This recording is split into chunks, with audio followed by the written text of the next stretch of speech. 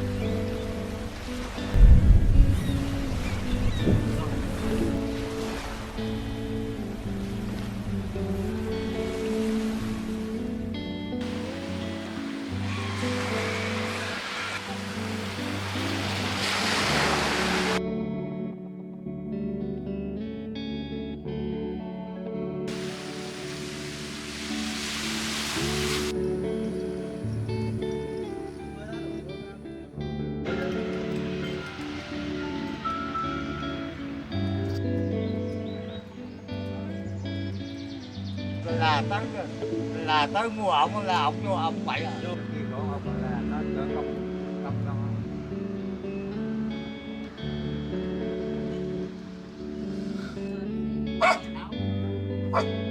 Bốn à? Đi, một trong đại cho tao luôn à.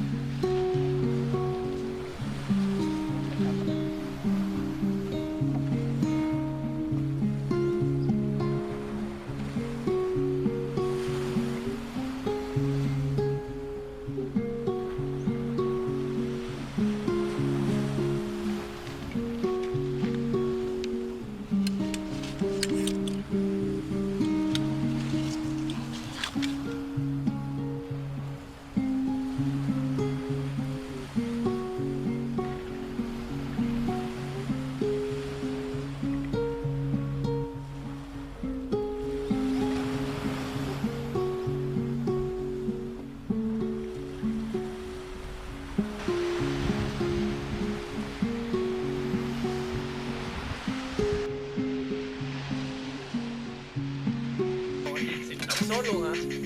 Không ướp luôn. Châu đã thừa nhận làm hư micro của trai anh. Vậy thì vụ án kết thúc. Liền. Bây giờ cậu cũng không cần phải sống trong đau khổ nữa. Sao để đó thì nó xỉ mềm thịt luôn. Bả mì Cái trứng.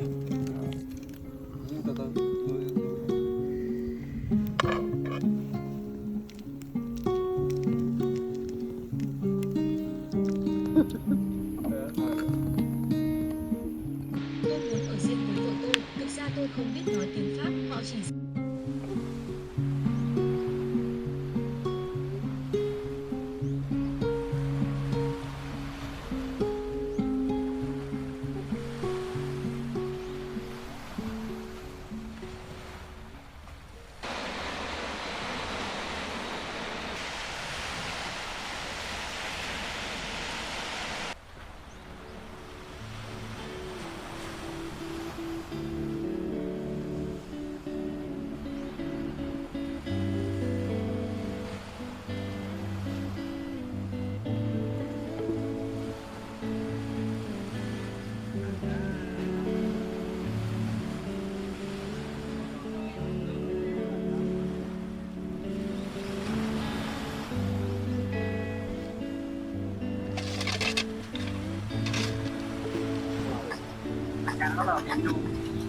Ở đây ngày mai là nó ra nó cúng mấy con ngày mai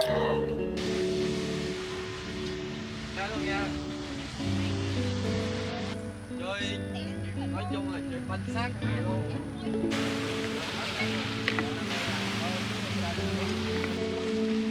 con nó là Dùng Mỹ nó vô nó tốt mà đâu có chế đâu. Cái cờ tranh này chế cho là miệng ông trong đó không. Ghê hả? lúc đó là bố bao nhiêu tuổi bố?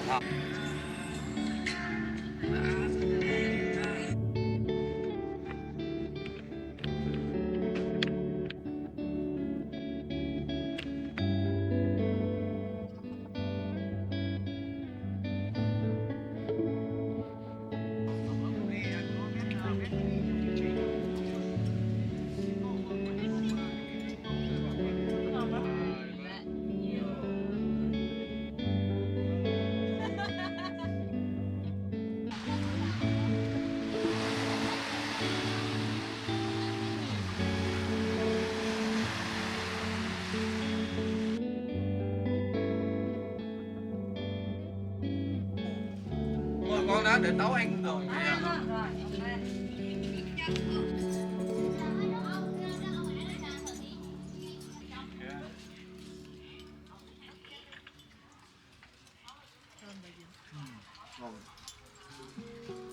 Này ghê là tấu nước xè tráng cho em á.